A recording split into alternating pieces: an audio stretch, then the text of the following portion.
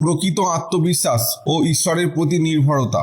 এক ব্যক্তি সবসময় অন্যদের খুশি করতে চাইতো। রুমি তাকে বললেন, একটি কুকুর যখন খাবারের জন্য ভিক্ষা করে তখন সে তার আসল শক্তি হারিয়ে ফেলে, কিন্তু একটি সিংহ কখনো খাবারের জন্য কারোর সামনে মাথা নত করে না। এই শিক্ষার মূল বার্তা হলো প্রকৃত আত্মবিশ্বাস ও ঈশ্বরের প্রতি নির্ভরতা আমাদের ব্যক্তিত্বকে সিংহের মতো করে তোলে। যে ব্যক্তি সবসময় অন্যদের সন্তুষ্ট করতে চায় সে নিজে আত্মাকে হারিয়ে ফেলে, কিন্তু যে ব্যক্তি আত্মবিশ্বাসী ও আত্মপরিচয় দৃঢ় সে কখনো কারোর কাছে নিজেকে ক্ষুদ্র মনে করে না। আধ্যাত্মিক ব্যাখ্যা। আত্মবিশ্বাস মানে আত্মার শক্তি। রুমি বলেন, যে ঈশ্বরের প্রেমিক সে দুনিয়ায় মানুষের প্রশংসা বা নিন্দার জন্য চিন্তা করে না। আত্মবিশ্বাস মানে ঈশ্বরের উপর ভরসা রাখা। যে ব্যক্তি ঈশ্বরের প্রেমে আত্মনিয়োগ করে সে কখনো ভিক্ষুকের মতো অন্যদের অনুমোদনের জন্য জীবন কাটায় না। সিংহের মতো আত্মবিশ্বাসী ব্যক্তি জানে যে প্রকৃত শক্তি নিজের ভেতরে রয়েছে। কেন সিংহের মতো হওয়া জরুরি?